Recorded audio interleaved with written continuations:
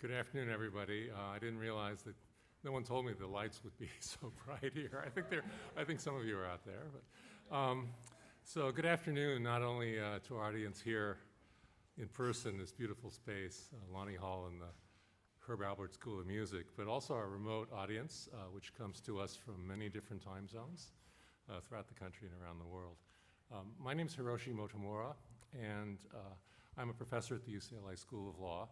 I'm also faculty co-director of our Center for Immigration Law and Policy, sometimes known as SILP.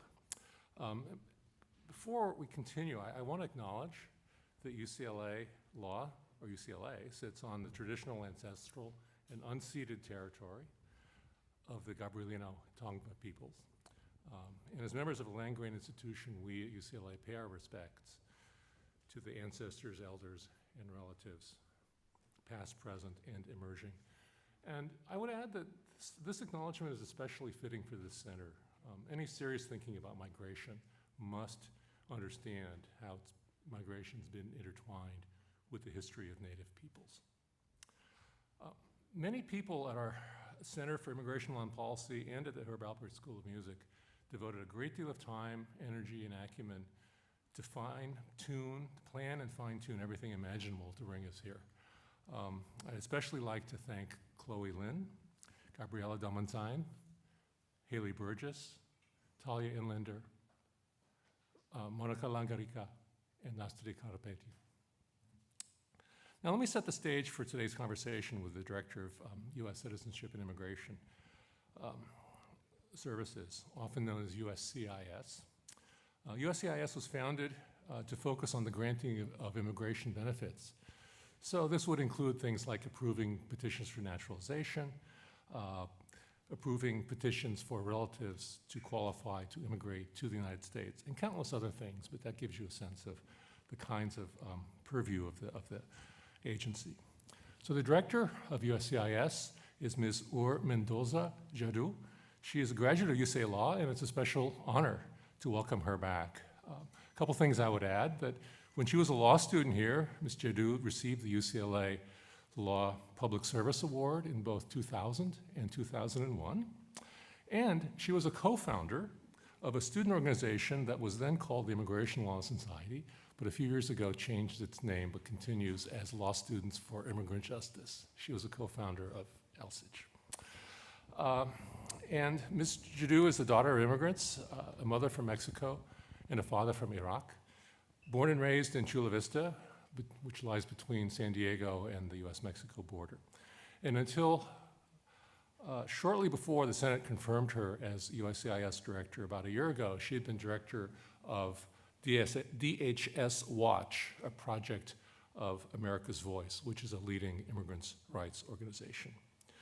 I would also like everyone to know that UCLA Law is very well represented at the highest leadership roles at USCIS. Also here today, I want to acknowledge Director Jaddou's Chief of Staff, Felicia Escobar Carrillo, also UCLA alum. And here as well is USCIS Chief Counsel Ashley Tabador, who before joining the Biden administration regularly and for a number of years taught one of our immigration law courses. Welcome. So Director Jaddou will be in conversation with my friend and colleague Ahilan Arulanantham. Ahilan joined the UCLA law faculty last year, both as faculty co-director of Center for Immigration Law and Policy and as professor from practice. And he joins us after almost 2 decades at the ACLU of Southern California as one of the nation's most prominent and respected and influential advocates for immigrants' rights work. And among his many honors, Ahilan received a 2016 MacArthur Foundation Fellowship for his work on human rights. So SILP would like to express our thanks to Director Jaddou for her willingness to have this conversation. What we're doing today continues a series of conversations that we've hosted with influential decision makers. They include, for example, DHS Secretary Alejandro Mayorkas, also U.S. Senator Alex Padilla, who is chair of the Senate Immigration Subcommittee. And for this conversation, we did share the general topics with the director's staff, but not specific questions. We especially appreciate the chance to have a conversation that isn't scripted in any way. It's a special opportunity for candid discussion and for identifying areas of common ground, as well as issues that prompt disagreement. Okay, as a final bit of preview, I want to name two broad themes that our questions will probe. And I think this is, I mentioned this almost as a listener's guide, in a sense, to the conversations about to follow. Really two questions. One is, who gets preferential treatment in the system? And why does that happen? How does that happen? That's one question. And the other question I think that runs through the entire conversation is, how are decisions made, actually, in government and in the immigration system? So now I'd like to ask Ahilan and Director Jaddou to come on stage and have the conversation I know we've all been eagerly anticipating.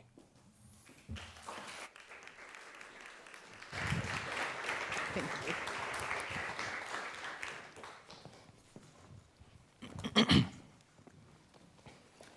Well, thank you for the kind introduction, Hiroshi, and welcome, Thank you so Director much. Jaddou. Thank you so much for doing this. It's really special to us.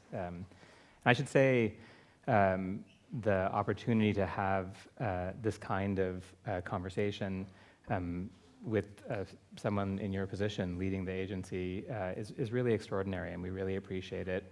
It's also a sign, I should say, that you know the field really deeply well, because I know not all people at the heads of agencies often know everything about sort of how it works, and I know that's definitely not the case with you, so really appreciate it.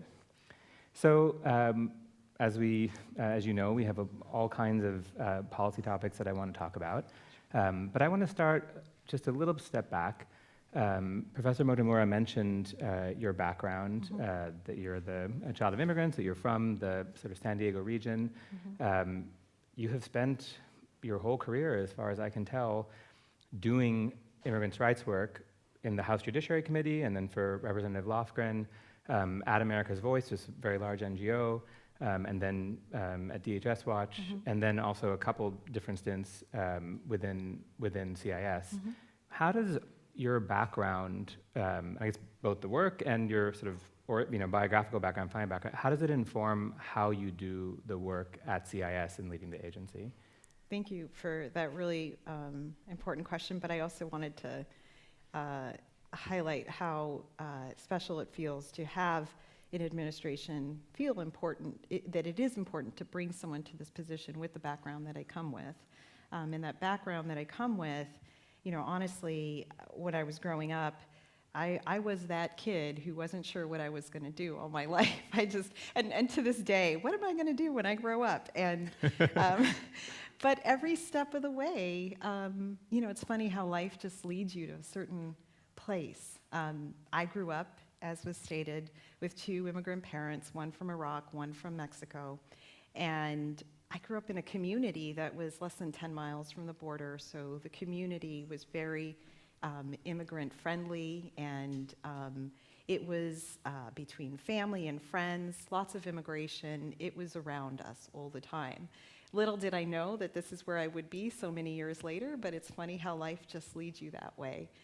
So even when I was at UCLA Law here, and here we talked a little bit about my participation at the time in creating, co-creating the Immigration Law Society with a friend of mine, and taking the immigration law class with Professor Abu Al-Fadl at the time. Yes.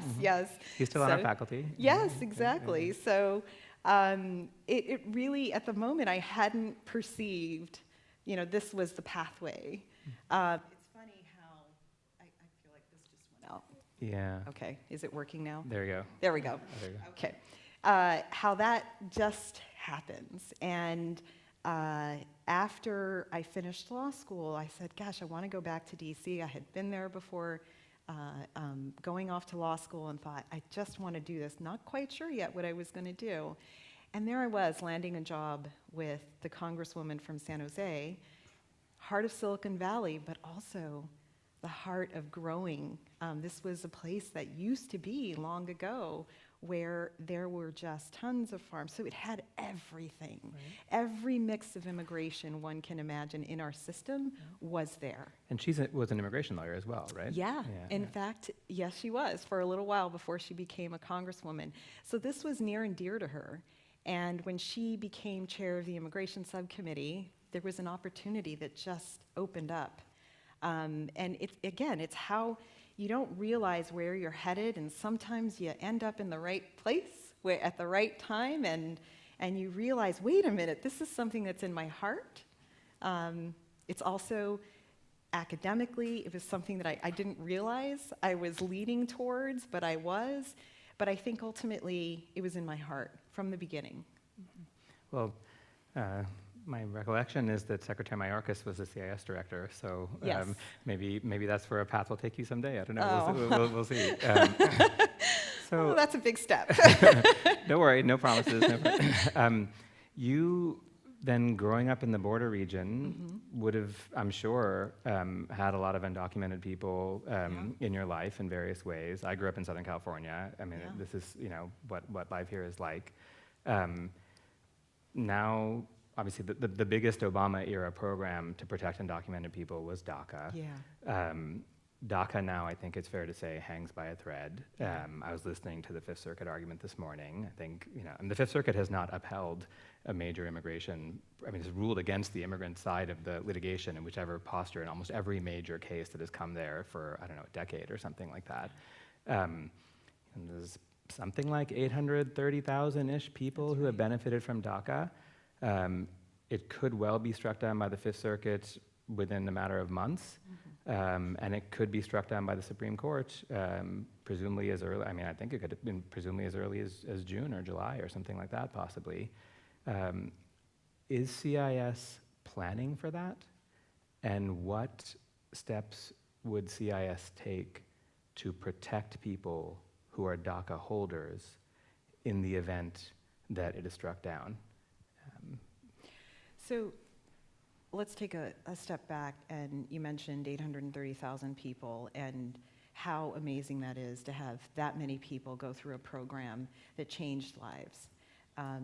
So important that the president, as you know, one of his first few actions was to issue that executive order that required us at the agency to preserve and fortify DACA. And I am so happy that just last week, and it will become officially published tomorrow, the DACA new regulation that will be in place in 60 days after that, so on October 31st. Really, really excited that we were able to get that done and do what we could to preserve and fortify DACA.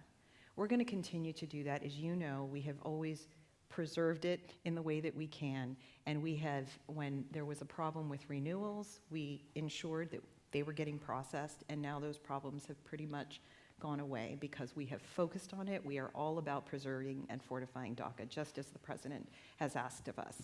So we're going to do the best we can. I don't know what the court will decide. I don't know what the decisions would look like, and when that happens, we of course will be ready. That is something that we take extremely clearly, very clearly, and the president has directed us to pay attention and be ready. So when that moment, if it happens, we will be ready.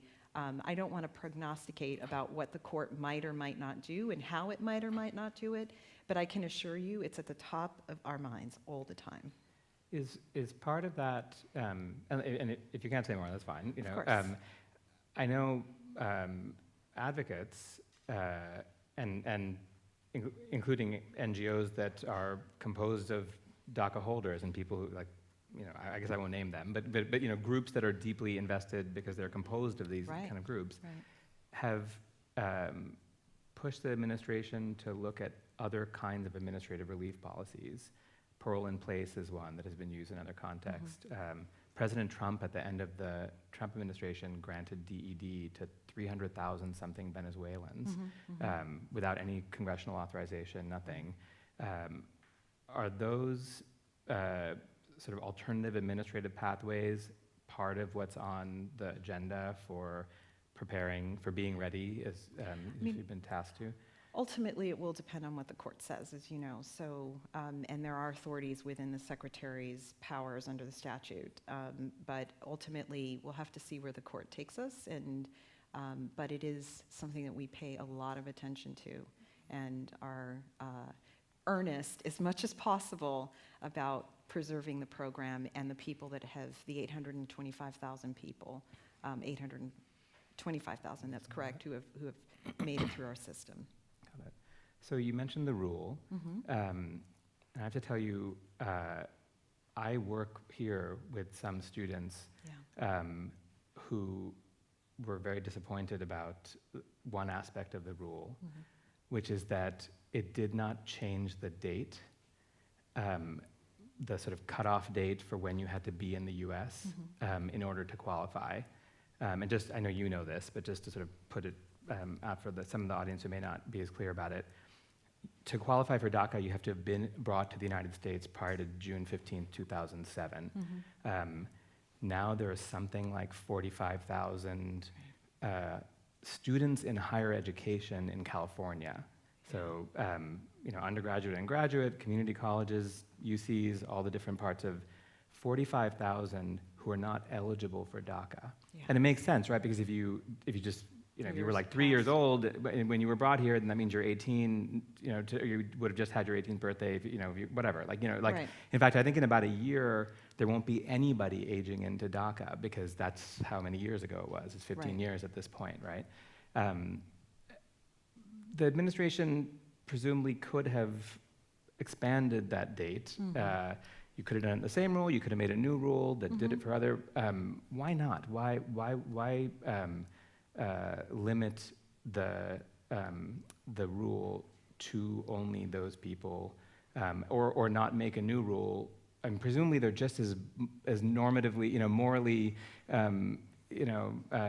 deserving as youth who were brought prior to 2007. What was the thinking there?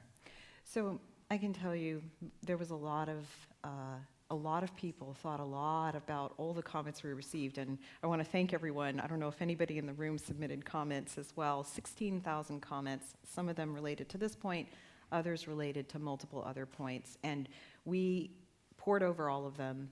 A lot of people took the time to think about them, lots of meetings, and people across agencies, not just ours, thinking very clearly. The president told us, how do we preserve and fortify DACA? How do we ensure the security of the program?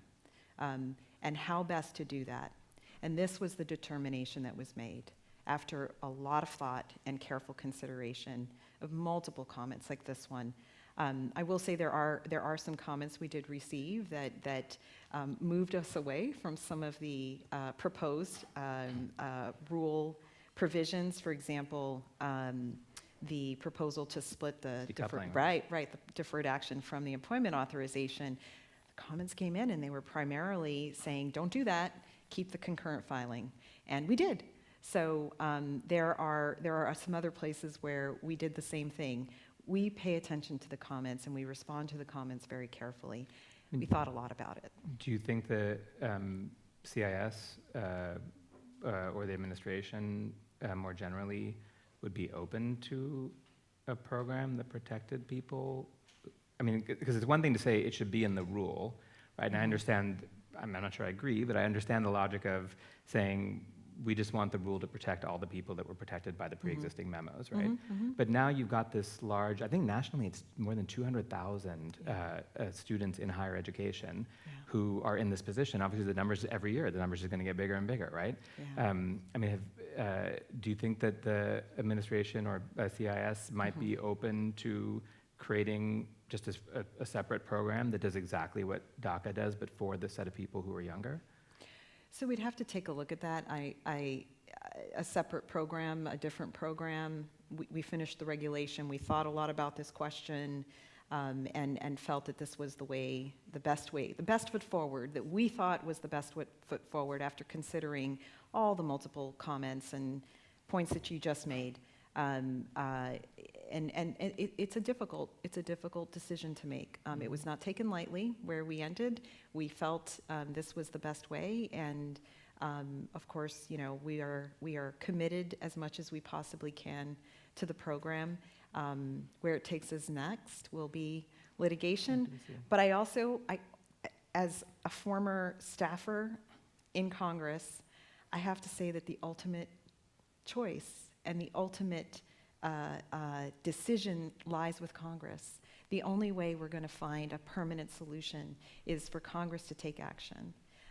So, we always are doing our best to make that point everywhere we can. Yeah. And along the way, we're going to do what we can to protect it. Right. I mean, that your statement sort of recognizes the limits of DACA itself, right? It's not a good way to No, to live. a right? temporary way, yeah, that's not the way. Let's shift gears a little bit. It's quite a different subject, but one that I know is on a lot of people's minds. So there was a war in Ukraine, Yeah.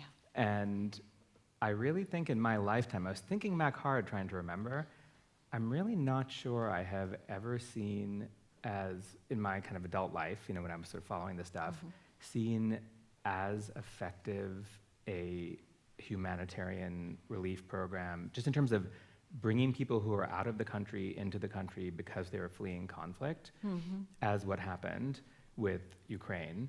Right almost, really shortly after the conflict started, there was a memo sent to CBP that basically said you should exempt Ukrainians coming to the border from Title 42.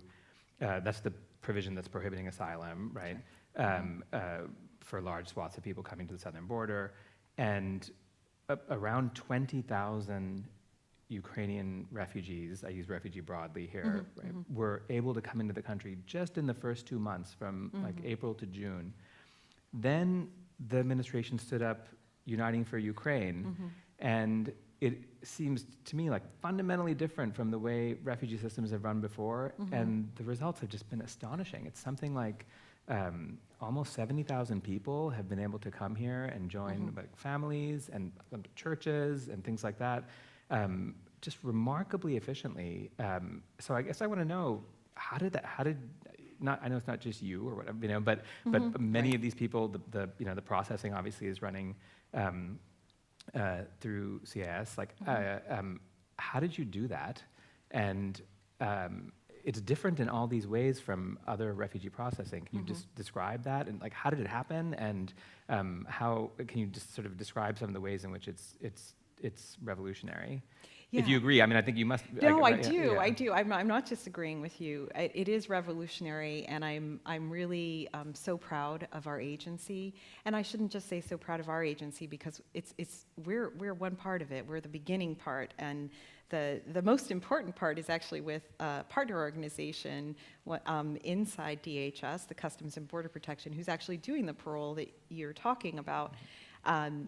I have to say, the stars have aligned, and it's a lot of things, from availability of technology that wasn't there just recently. There's that, as you know, it's a process that people are able. It's online, right? It's online, and as you know, we've been trying to move at USCIS, and for that matter, the federal government overall, trying to move online. It's not an easy thing to do, and we have been piece by piece getting there, and there have been some very recent innovations that have allowed us to do something like this. So between the innovation, between really bringing everybody together and saying, let's bring that technology person into the room, let's bring the process person into the room, let's bring the lawyer into the room, let's bring the adjudicator into the room, and then let's bring our partner agency that's going to have to do the paroling, Customs and Border Protection, CBP, into the room as well. And let's talk, and let's figure this out together, because we are presented with a humanitarian challenge, and how can we do this? And it's the stars aligned, frankly. Everything was there for us, and the people, from the processes, the technology, and then the people, and the leadership. So I have to just congratulate our folks for that, for seeing that we had the technology and the processes and all the things that could help us build this.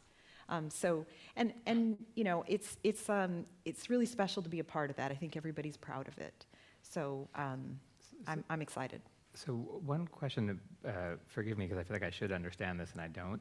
The online application, is that taken by CBP or is that taken by CIS? So the 134 is taken in by USCIS. They start with us. It's a sponsor form, Right. right? We approve the sponsorship. And once that sponsorship is approved, then the beneficiary of that petitioner-ish, it's a different process. I don't Right. want to call it what the traditional terms. Because a petition is what would apply if it were a visa. Right. This is what you're sponsoring is a person to come here on parole. That's correct. That's correct. Well, it's a few things I wanted for our audience to explain. I feel like you know it, and I know it. I think I know it. But the sponsor has to say that they will financially support this person for 2 years. That's correct. They are often, I'm guessing, family members, but it can also be a church or like other people, An anyone NGO, basically. right. Oh, NGOs, right? Right. Okay. That's correct. And then the other thing two other things that struck me as remarkable about it, there's no fee, right? The person doesn't pay a fee and the sponsor doesn't pay a fee. You do it for families, right? Is that? Yes, yes, but not an unaccompanied child at the moment. Those are issues we have to work through, given But if you have the like vulnerabilities. I don't want to use the word intact, but if you have like parents and children who are living together, it's one application for all of that That's family correct. unit, right? And what do you have to show that you warrant it? It's just that you're in Ukraine and facing danger from the Russian military or something like that, or how does that part? So ultimately, that decision is in the hands of CBP. CBP, not us. We're the ones clearing the 134, the I-134 sponsor form. And once we approve that, that's the first step, then the beneficiary, the family you're talking about as an example, would then go through the vetting at CBP, who ultimately determines whether they're going to issue a travel authorization.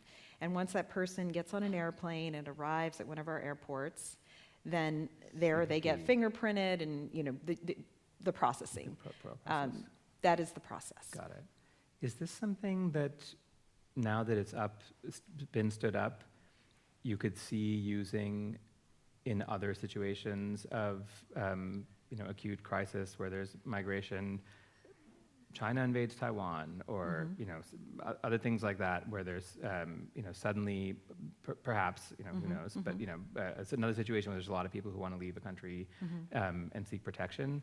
Is it something that you think could be replicated? Because it sounds like a lot of this had to do with like operationalizing something, and now it exists, right? Yeah, and it's very fact specific. I mean, every population has different facts. This one, it was a population who had, most of them, valid passports that were current. So that really changes everything because we get a lot of information from a passport. And that's what's entered into the system. And these are passports that the U.S. generally sees as strong passports. So that really helps. It's also a country that we're in. We have consulates there. We're still there. It's a country that we have a strong one with their government.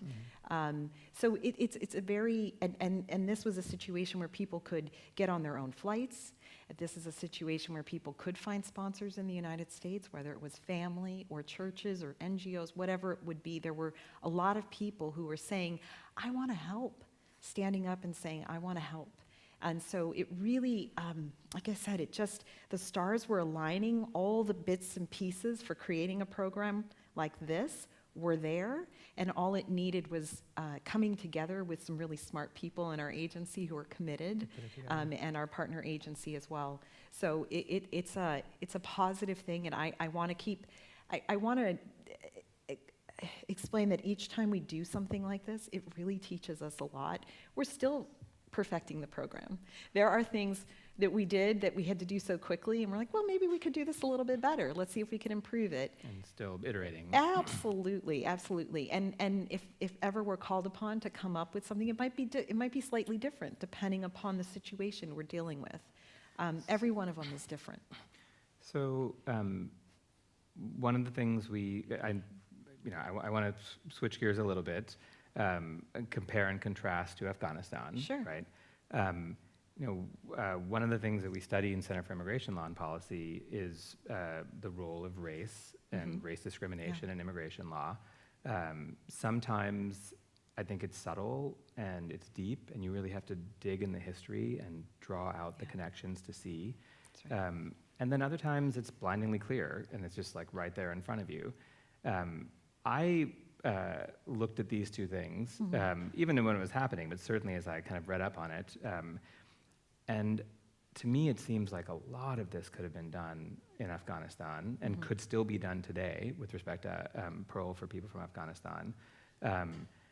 There is an Afghan parole program, but I mean, if the ultimate sort of measure is just like how many people are you protecting, the results are very, very different. There seems to be some dispute in data about this, but it seems like it's either 98% of the applications that have been put in for Afghan parole have not been granted, or it's 99.98% or something like that. It's like almost all of them, the agency has taken, I think, something like 68,000 applications and or maybe 66,000 application, and granted, some people say 123, maybe it's like a little bit more than that, something like that.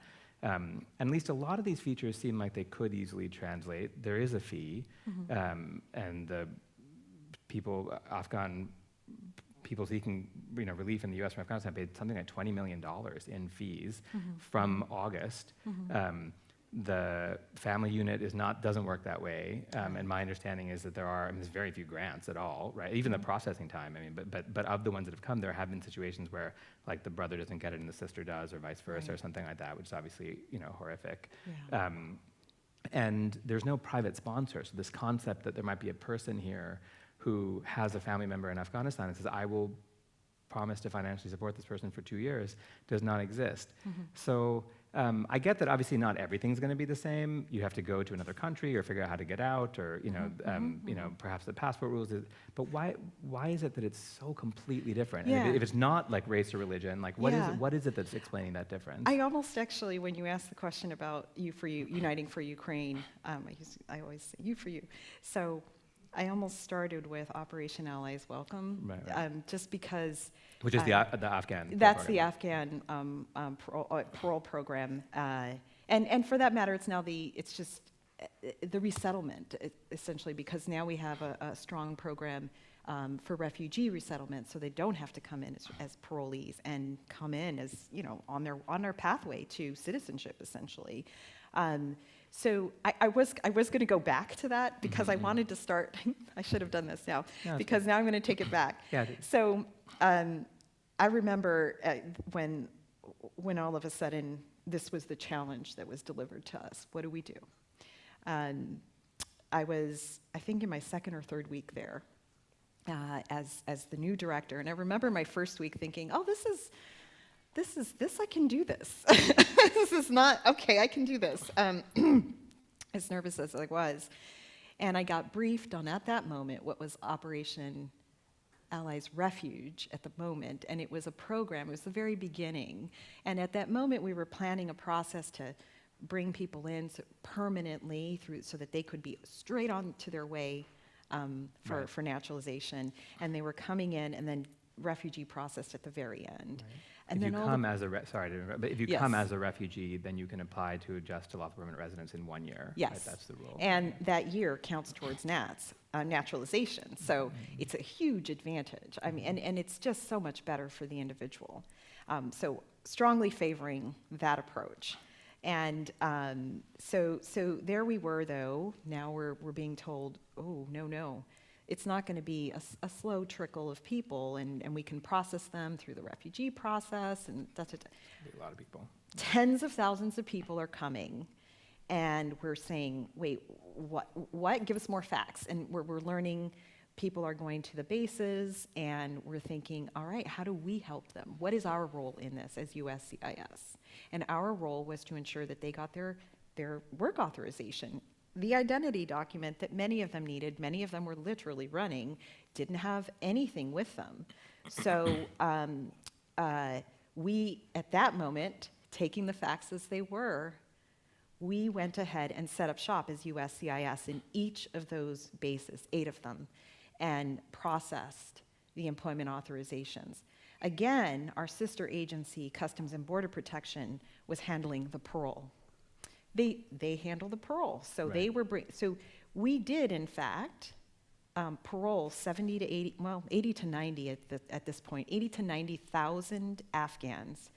Who got on planes. Who right? got on planes, Right. facilitated by the U.S. government through those Department of Defense flights and some other flights as well, but mostly the Department of Defense.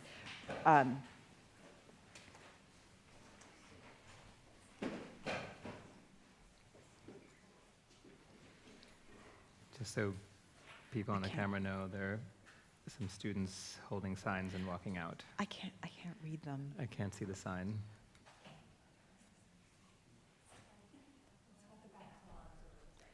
Whoops. Oh, about the backlog. They left too which soon. we'll It's the talk next, about. it's the I next know. question is backlogs. Oh, we want to talk about that too.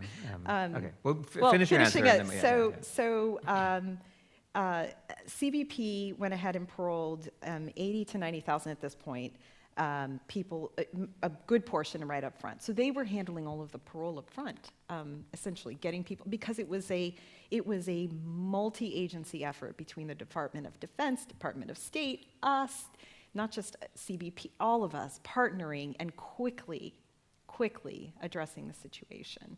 So again, when I talked about how important in You for You, Uniting for Ukraine, the facts were what they were, they're so different. They were so different then, and they're changed now. They're a different set of circumstances. They're still not quite With respect to Afghanistan, you're with saying? respect to Afghanistan, and they're so different from what we were facing when we saw Ukraine, and also at the moment it was our first. That's another thing. We iterate, we learn from each event, and I'm so proud. We're still running the National Conference Center, the NCC, and we're still bringing people in. It's about to move into a new phase where we won't need that anymore because we're moving people into, which I am so hopeful for. Parole, as wonderful as it is to bring a person into, it is not a stable status. Sure. And unlike Ukrainians, many of them who expressed an interest to stay only temporarily, people from Afghanistan are not going back anytime soon. I want them to come in a permanent status on their way to that path, that permanence, and we are finding our way through that. We have committed ourselves to try to process people carefully but efficiently through, at this moment in Qatar. It's happening, and we have our strongest team there working really hard to make this happen, and hopefully we can grow that so that people on a regular basis can come in and efficiently and become not just parolees, become refugees. Because I fear that instability of parole. So I guess I don't find that entirely satisfactory, although I understand a lot of what you've said. You can come here as a parolee and then apply for asylum, which many Ukrainians are doing. Yes. I think if you asked a lot of the Afghan parole applicants who've been applying since August, and their applications are just sitting there, right? I think there's something like 8,000 processed. The vast majority are being processed according to the timelines that Congress laid out for us. They're getting prioritized. So it's good. The vast majority, I'll admit there are some that are taking a little longer. The number, but I'm sure you know the numbers better than I do. I think it's something like 8,000 out of 66,000 have been processed. So maybe that may be within a timeline goal, but it's really different from Ukraine, where 68,000 out of 88,000, I believe, or something like that, have been processed. So, I mean, to me, yeah, I mean, some of them will stay and some of them won't. Nobody can predict the future. I don't know when the war in Ukraine is going to end, and neither do you, right?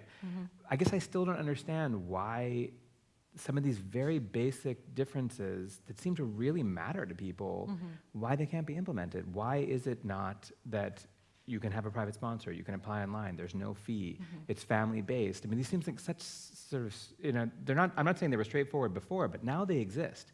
Now there is a model, we know how to do this thing. Right. Nobody could say it's not urgent for these, I mean, you read the newspaper about the Taliban, you don't need to be a deep expert in Afghan politics to understand that it's really dire for this set of people. Right.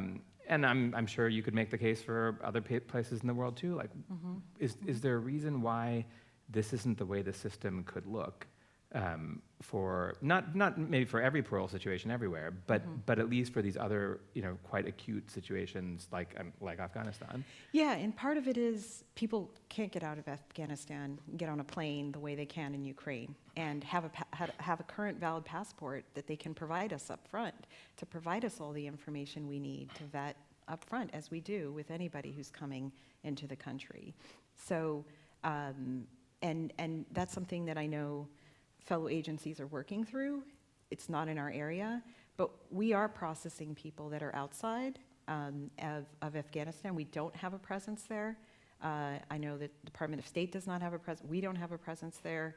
Unlike in Ukraine, we do, and we have a relationship with the government there. So it's a little bit different. I recognize that there are some facts that are very similar, absolutely, but there are a lot of other facts that are different, that are necessary for a program to be successful, and that's why I say it's very fact specific. But I do want to know we're not ending here. We have not given up on our Afghan allies. Absolutely not. We are very committed, and honestly, I hope the last administration did not do service to the U.S. refugee program, as you know. Yes. The program is broken, and we are trying to revive it. And we are trying to revive it not only to its glory, what it once was, average of 80,000, sometimes hundreds of thousands coming in through the program each year, but better and faster, more efficient. A person shouldn't have to wait that long. And so that when they enter, they're not in a precarious situation. And that worries me, because as you know, what that means every time someone comes in that situation, it's then this convoluted process. What do I do next? I got to apply for asylum, and then I have to apply for adjustment, and it's complicated for a person. And if we can bring them here, if they are our allies, we should bring them here in a status that protects them. And so that is our goal, and we are working as fast and as hard towards it. And I'm hopeful we're going to get there with a lot of energy. There are a lot of people very focused on it. You mentioned, so I know there was Pakistan is the one near place. My understanding is that refugee processing from Pakistan has been very slow. But you're saying the goal, or you're sort of seeing the process iterating. Qatar is the place where you think. It depends. I'm not the person who can. I'm not the international diplomat who's going to arrange where we go. We go where we can. Where the State Department can provide us a safe location to process, we're going to be there. We send people all around the world, as you know. There are people on circuit rides all over the world today, conducting refugee interviews, trying to revive that program. We're going to get there. We are going to get there. We're committed. Good. That's good to hear. So people wanted to hear about backlogs. Some of them may have left. But I also wanted to ask you about backlogs. When we crowdsourced ideas for questions to ask you, this got more attention and sort of interest on Twitter anyway than I think any other topic that we had raised. And of course, I recognize as I was kind of digging in, backlogs are really different. There's many different kinds, and they happen for different reasons. I want to focus mostly on two sets. One is about visa availability, which obviously at some basic level is Congress's kind of thing, although I do think that there are perhaps things that the agency, that USCIS can do to ameliorate some of the harm created by those shortfalls that I wanted to ask you about. And then the other, it's also backlog, but it's processing backlog, which is just paper moving through the system for things like employment authorization, stuff like that. So let's start with the green cards first. We got questions about conditional, permanent, employment, family, it. EB for the investor, like all kinds of SIG, U visa, like there Yeah. seems like backlogs are almost ubiquitous They are, through the system. unfortunately.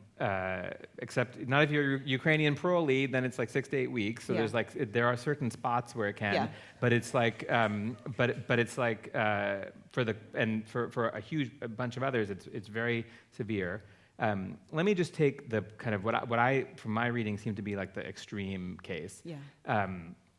If you are an Indian graduate with an advanced degree, either undergraduate or master's degree, and you're seeking employment-based, so EB2 or EB3, this Cato Institute report that I read said that the wait time for that visa is around 90 years.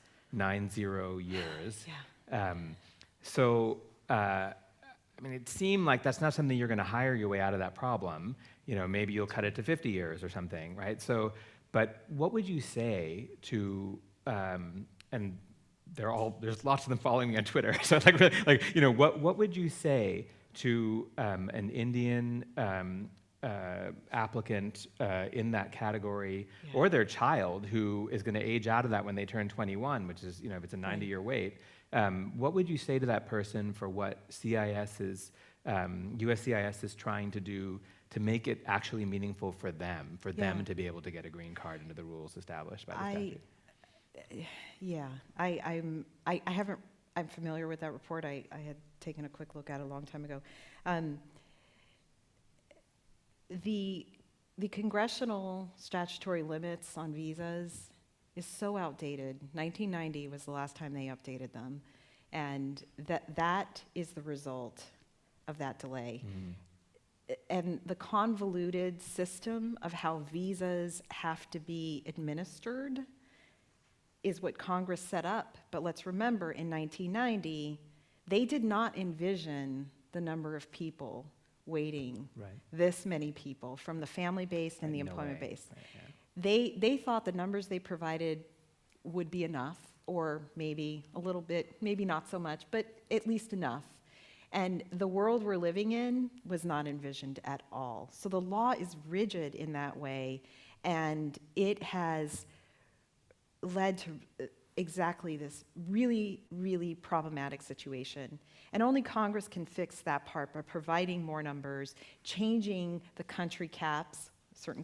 Every country has a certain limit, and of course, there are certain countries that have more people in the United States. And more people on Earth, right? More people on Earth. It's like, exactly. It seems like it's India, China, That's Mexico, right. Philippines. Yeah. And it's either about, obviously, connection to the country because Right. of history, or population. There seems to be those that have a lot to do with it. Exactly. But nonetheless, the way the law was written, it doesn't account for that. So there's that, like you said, that backlog, and that's something that only Congress can fix. But what are we doing along the way to try to ease some of the pain and the pressure in that situation? So first of all, as everybody knows, in COVID, there was a lot of difficulty in processing. And that's just not only with USCIS. That was actually with the State Department. They closed abroad. They did not issue their family-based visas to the millions of people in that line as well, because they weren't open. They couldn't process during those months, or for a while, COVID. And depending on the country, we don't know if they've returned to full processing. So a lot of those family-based numbers under the law then move the following year to the employment side. So the employment side is the opposite, unlike the family side where people come to the country from outside the country. On the employment side, they're here by about 90%. So those employment-based visas were almost a windfall because it's normally $140,000. Way more came into the employment-based. At the pain of the families trying to reunite under the law. But they have this advantage now to have these extra visas. Unfortunately, USCIS was also in a pandemic posture in the past few years as well. But we have since figured out how to work in a pandemic environment.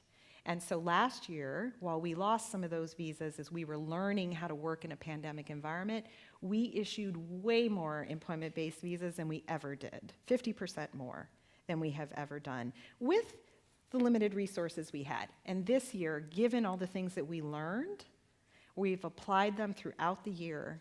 And many people have been reporting on Twitter, I watch it as well, have been saying, oh my gosh, my visa came through, because we've been able to process. We have a lot of efficiencies we've put in place. We hope to continue these, and we think we're going to be pretty effective at closing some of that. Yeah. So in some other areas, it seems like CIS has been quite successful, not just in, not talking about closing the timeline, but in providing people forms of relief, given that there is a substantial backlog. One that I know because it's an issue that has come into our clinic, the Immigration Family Clinic that my colleague Nina Rabin teaches. I mean, on the one hand, they have people who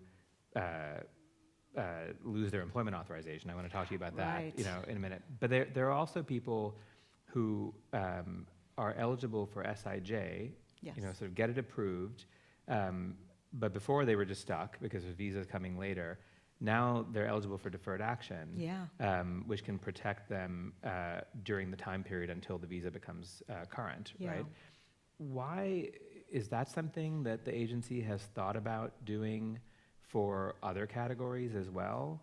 I'm thinking, for example, children of people who are EB2 and 3, for example, like the Indian folks I was talking about, immigrants I was talking about earlier, or other categories of people where the agency could use deferred action to fill a gap, that would otherwise might result in a family being in a really tough choice, some people having to leave, or or people falling out of status.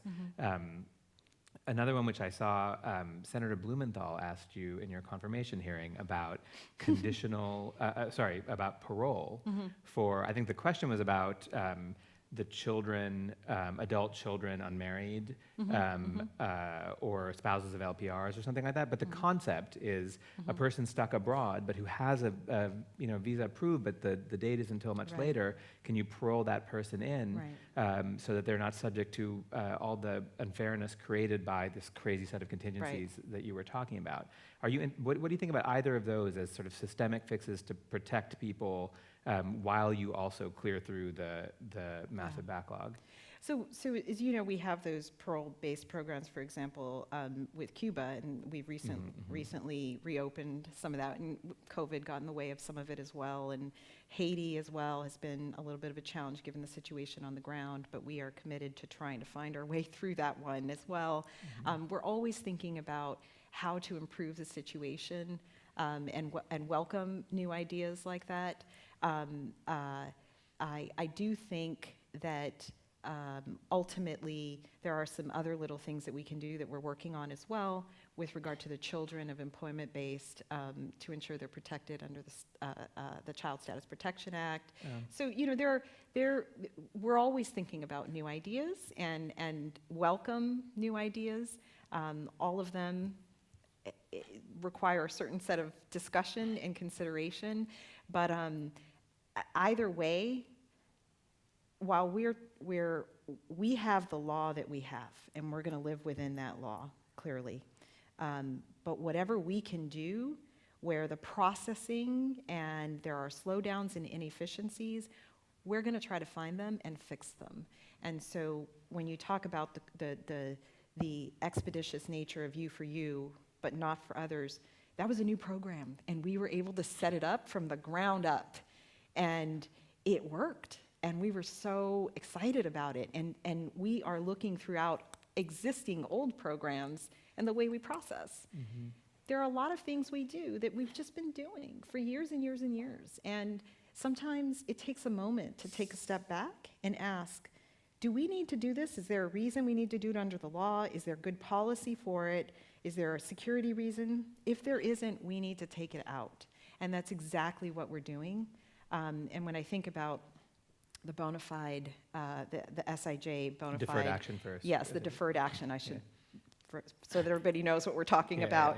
Yeah. We're trying to work through the delays on that, for example, and trying to perfect it. I don't want to say perfect it, you're never perfect, but iterate on how, because we have people who are waiting. We have to figure that out. So that's what we're engaged in on the backlog. So and I don't want to talk too much more about backlogs. I still have other things I want to talk to you about. There's so much about backlog. I know. We have cycle time goals. We have hiring right. goals. We are. Right. Yes.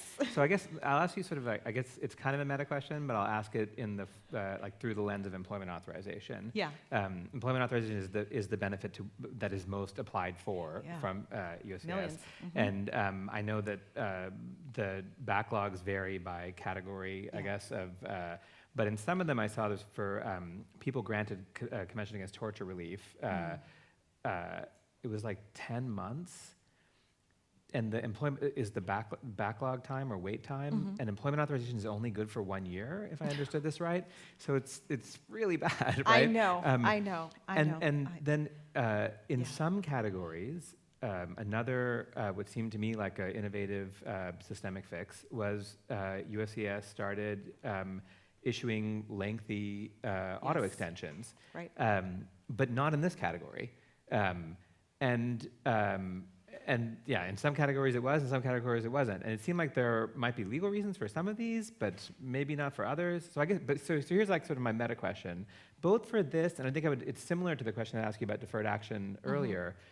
Are you trying to do kind of the maximum that's permissible under law to like just take the employment authorization to grant, say, auto extensions to every category where, presumably the lawyers within CIS have determined that it's legally permissible to do it? Or are you also making policy judgments like, well, maybe we don't want to do it for, do you understand what I'm kind of saying? Like, I absolutely understand what you're saying. It's never just one thing that is the factor. There are multiple factors, and I'll add one to it, and there are many, that it's a regulatory decision in many cases, as you know, the temporary final rule, and we went to a temporary final rule, as you know, is a very truncated process. So you want to be careful, right? So we had to make decisions about what could move quickly and how quickly we could get a regulation through. I'm sure you know, getting a regulation through the federal government not that easy. Yeah. Oh my God, it's like pulling hair. And it's torturous. So, but the more you broaden a rule, the bigger the justification is. The bigger the rule, the more it's just harder to get it through. It's a long process, and so sometimes you have to think about what's the goal, what am I going to get, what's the greatest bang for the buck I'm going to get here, and then how can I solve the problem that's still left. Because if you remove what has helped us with the temporary final rule, we've removed a big chunk of cases that we don't have to look at right now. We eventually have to get to them, of course. We don't want to create another situation. But bought yourself months of time. Bought ourselves months of time to address the ones that we didn't.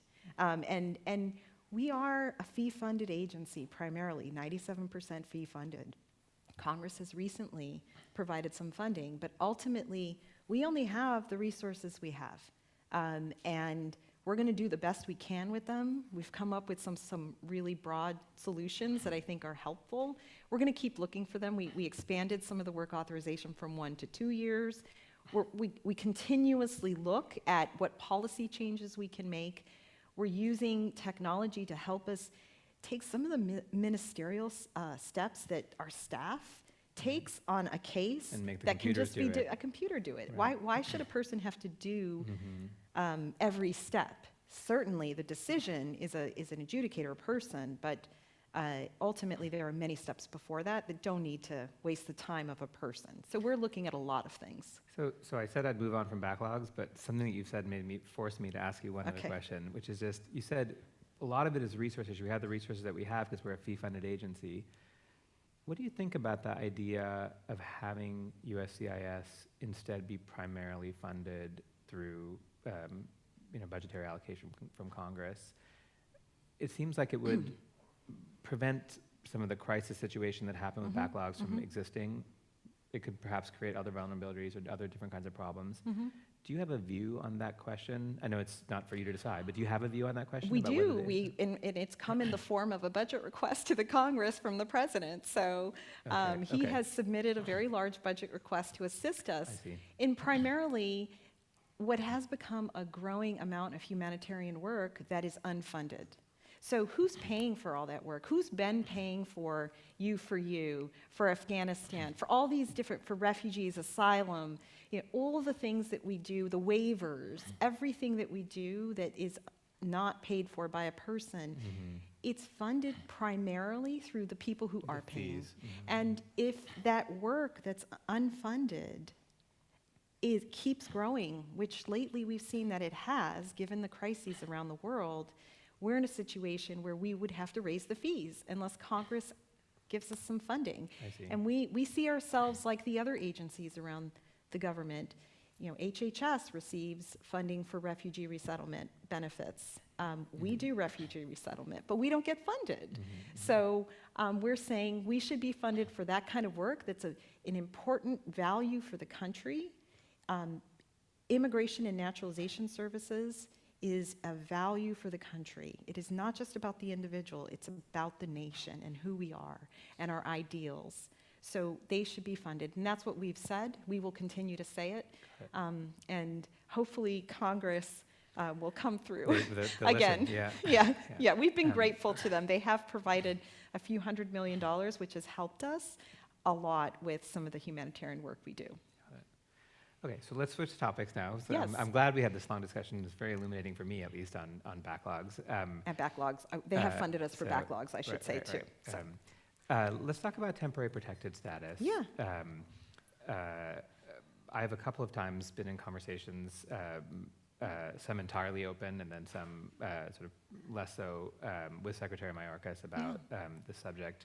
And because there's litigation, and as I know you know, I represent TPS holders in litigation against the government, sometimes it makes the conversation tricky. Yeah. I want to start by talking about something which is not the subject of litigation, which is Guatemala.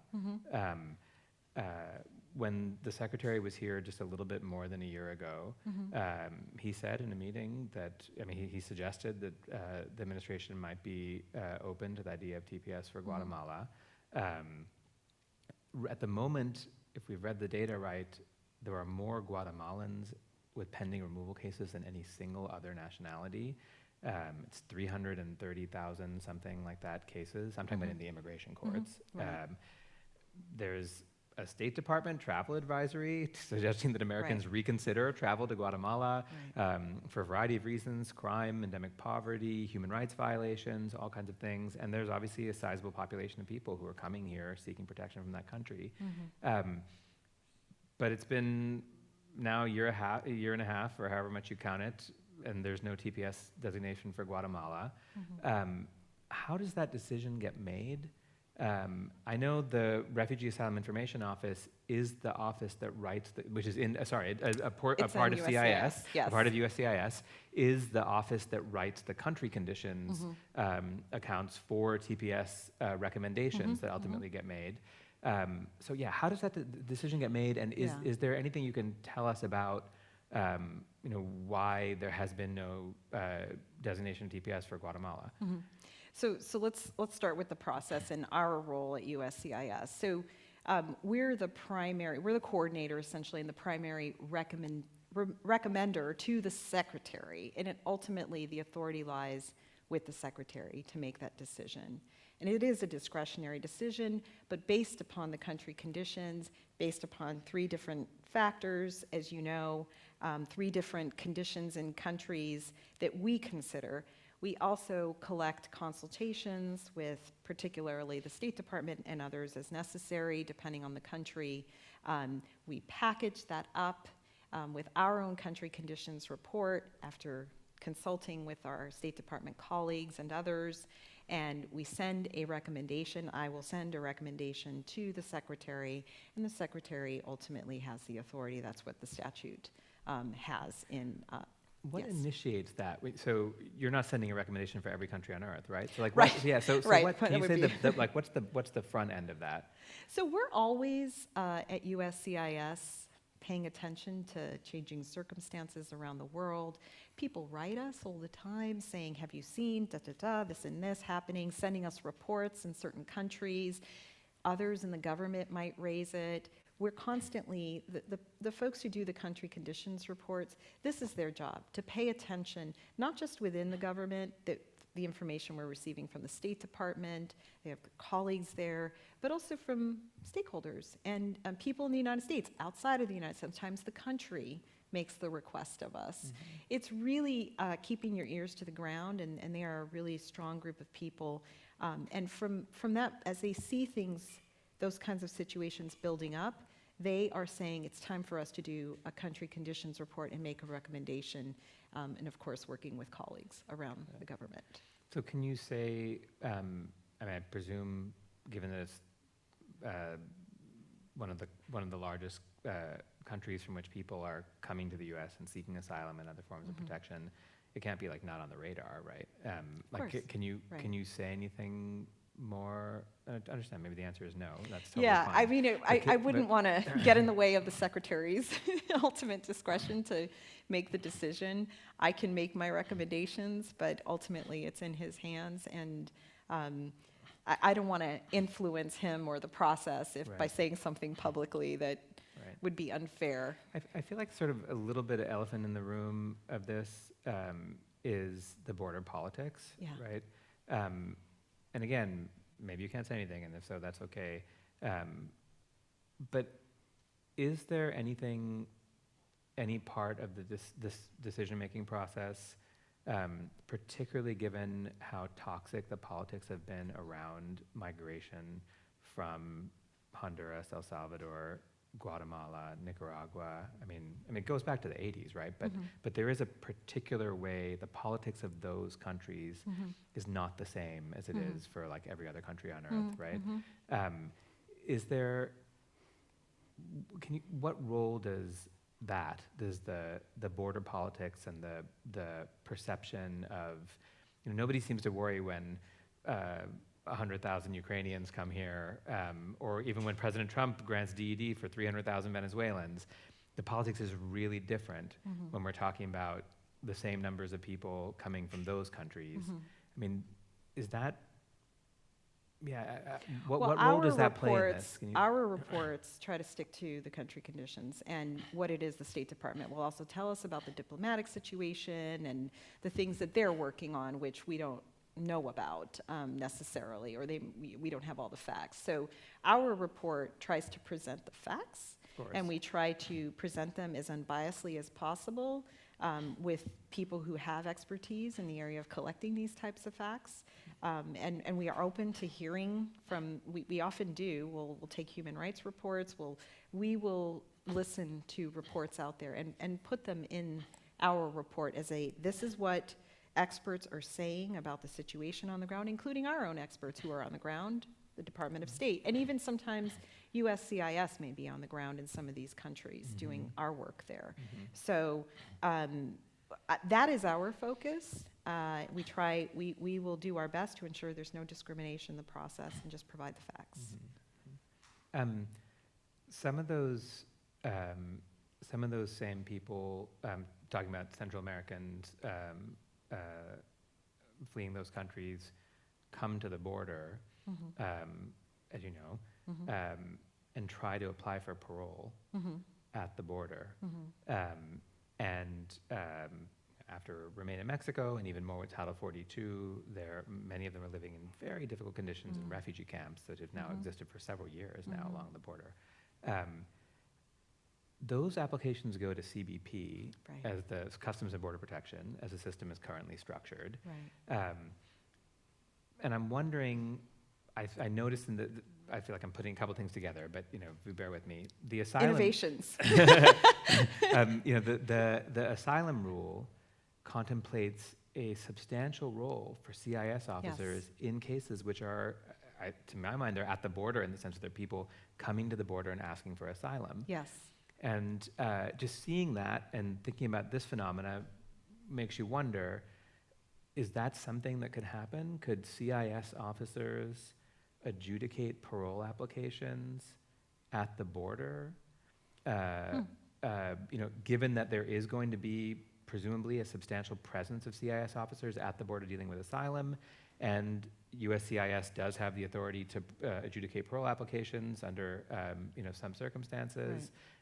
What do you think about that idea? I mean, currently that's not what we do. It's not in our it's not the policy that we follow, and that's in ICE or CBP jurisdiction. Our job under the asylum processing rule is essentially to hear the case as quickly as possible and not have it wait 5, 6, 7, 8, however long it takes to get through the immigration court. And also do it in a non-adversarial setting. So that was the goal, and that's what we're going to do, and we are carefully implementing it, so hopefully we get the kinks out and make it work well. We're learning a lot. I think it's going, again, a really strong, committed group of people who are really carefully implementing. We're going to learn a lot, and honestly, we welcome the feedback because I want to hear how it's going. It's too early to tell, I think, at this point. But there are a lot of things that we're waiting for people to come tell us, how's it going? Right. And I'm obviously interested in the representation rate, right? Like, it won't surprise you to know, as somebody who's done work on appointed counsel and all these things for representation. Exactly. But leaving that aside, one thing it means is CIS officers must be, USCIS officers must be physically down there, right? Like, because most of those adjudications, or no, are they taking place? No. They're taking place elsewhere, is it? Right. The asylum merits interview is happening in the location where the person is going. And so we are opening, people only that are headed, we're opening it up big as we grow the program. So those 6 cities or 8 cities, where it is. Exactly. And that's where the asylum officers are. And that's where they are, exactly. And it's done in those locations. So, and we're going to just try to keep expanding the program. It's obviously we're just learning, and we're doing the best we can. And I think it's going really well. I'm mindful that it's too early to say, right.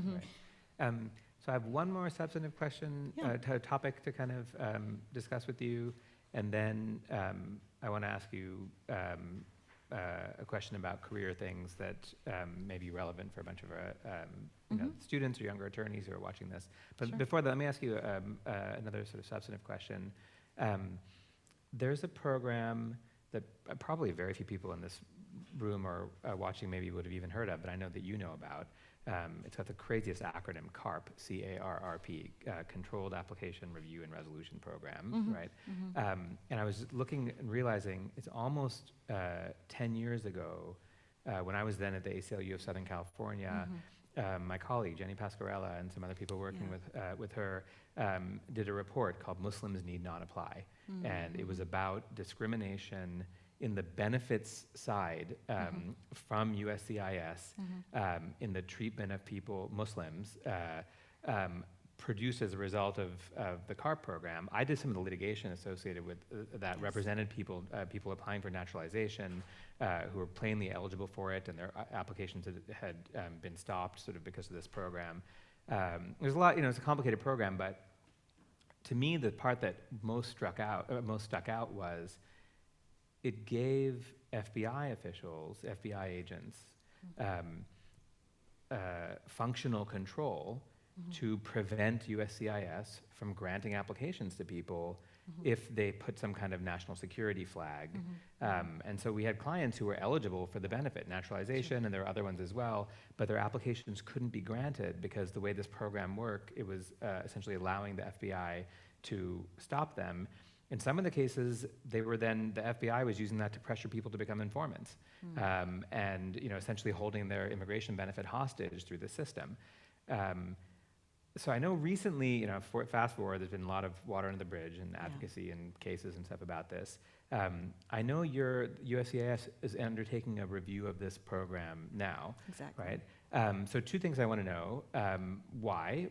What is it that and is this feature, because I know there's a lot of things in the program, but this feature where the FBI has the ability to prevent USCIS from granting a benefit for a person who's statutorily eligible, is that a target of the reform, and is that something that's going to change as a result of whenever the new version comes? Yeah, well, exactly. We are engaged in a new version. We announced that we were going under review last November. It's taken us time. We are close.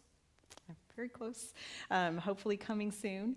And certainly for all the things that you've stated and others, we have engaged in this review. It's an important one.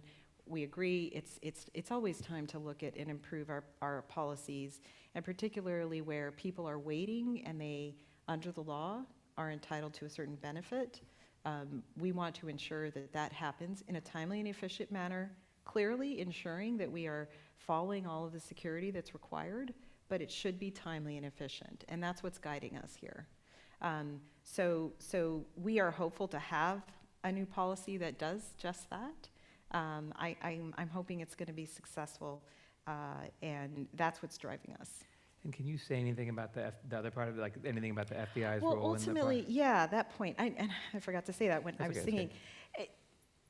USCIS is the decision maker, and we have to follow the law. And if someone is under the law approvable, then we have to follow the law.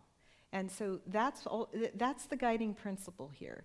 We may need a little extra time, that's fine, but this can't go on for years. At some point, we have the information and we need to make a decision. And so that's what's guiding us here. The law leads us. And of course, security is important, and we're in that process, but it needs to be done in a timely and efficient manner under the law with security in mind. That's great. So I know we don't have a ton of time left, but do we have enough time to ask a meta question? Yes, we do. So, Yes, and no. what's she going to say? No? I wasn't sure. So a lot of people, students at the school, and other people out in the world looking at immigrants' rights work, I'm sure look at someone like you and someone like me as well, although our career trajectory is somewhat different. And let's say these are people who, I have plenty of students like this. They don't believe in deportation at all. Many of them believe in freedom of movement, as like sort of full stop. And they say, thinking about career paths. They say, and I think this could be, you could say, why would I go work for, a place where you have to bring lawsuits, where the premise of the lawsuit is the existing constitutional structure, right? And the existing set of rules, or statutory rules for that matter, right? And you have to play so within the system. And they could look at USCIS and you, Director Jaddou, and say, I don't want to work for any component of DHS because I don't want to work for anything which has any kind of part of the enforcement arm. And of course, USCIS does participate in different ways in enforcement and cooperatively, in ways I think you've referenced at points in this conversation. You obviously, you founded the Immigration Law Society. You worked for, House Judiciary on immigration. You worked for NGO, but now you're the director of the USCIS. What would you say to somebody who says, like, I don't believe in DHS's mission, and I don't want to participate in it by working for USCIS. And like I said, I think the same question could be asked of someone like me and various other people too. But you're you, and you're the director of the USCIS. What would you say in response to that? So I can talk about what drives me to work here at this agency. Last year we naturalized 850,000 new Americans. This year we're going to beat that. So when I think about that, today, for those that don't know, we just came from a Dodger ceremony, the Dodger Stadium ceremony, and there were over 2,000 people from 120 countries there represented becoming new Americans today. We had the co-owner of the Dodgers, who's the son of immigrants, talking about how he was so inspired by his dad's story to become an American. Is that Alan? Yeah, Okay. Alan Smolinski. Yeah. Smolensky. Yeah. And we honored Fernando Valenzuela, and for all his work that he has been doing on naturalization. And that we do every day at USCIS, but that's just one thing. That's kind of the crowning jewel moment. Naturalization is like the full embrace of the person into our society, our democracy, our established community as a nation. And bringing a person into that is not only for the individual, but for the country. It's so rejuvenating, and being a part of the agency where that's the end goal of a person going through our system, I just can't tell you how emotional that is. I'm now the director of the agency that naturalized my own parents, and only in this country does that happen. And so, but that's just one thing we do. Hundreds of thousands of people become lawful permanent residents, so on their pathway to naturalization within a few years. And we talked about DACA. 825,000 people we've provided that deferred action and employment authorization. I absolutely get that is not the end-all be-all to feeling stable, and ultimately we need to make sure they're on a path to citizenship. But we do that. We create that. We created Uniting for Ukraine.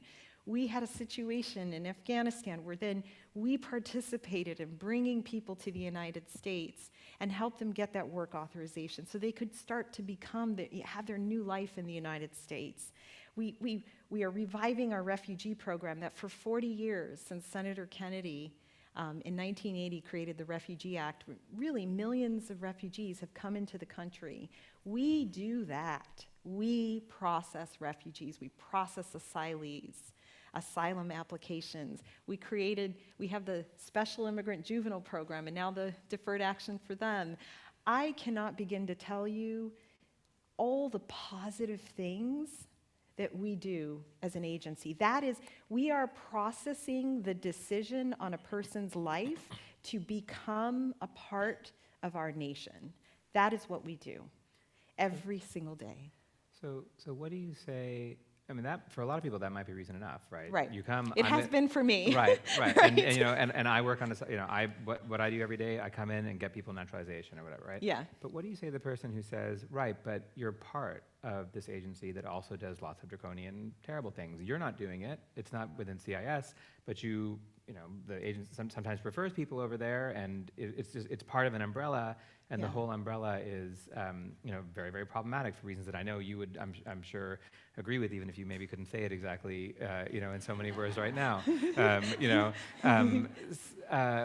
yeah. I mean, there's also this personal choice that you make at some point down the line to say, I'll work in a place where I don't agree with a lot of what they're doing or everything that they're doing because I had this other opportunity to do other things, right? Can you say anything about that? Because that decision point must have come for you at different points along the line. Certainly when you went into CIS, the USCIS the first time, right? Yeah.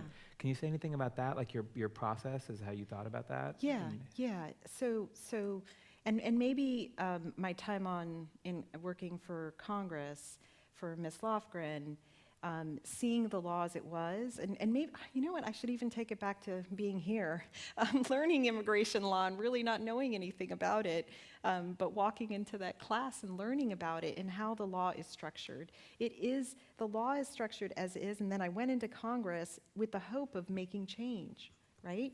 And becoming a part of that change. I was part of efforts to try to reform the comprehensive immigration reform. That I was staffer at those times. Felicia, who might still be in the room here, also on the Senate side. There are many people that have worked really hard to try to change the law, and it hasn't changed yet. But we have a law that there is room. There is room for good. And that's what I'm here to do. I'm here to take the parts of that law where there is good to do, and I want to make sure it is done and implemented as well as we possibly can. That's why I'm here. Listen, Director Jaddou, thank you so much for taking the time. I really, really appreciate it, and I have really enjoyed this conversation. Same so, here. Thank you. Thank you. I've very really much. enjoyed this. So- For a second, it almost felt like we didn't have an audience. We were just having a conversation, you and I. So, well, but and thank you all for coming. We really, really yeah, appreciate it. thank So, you.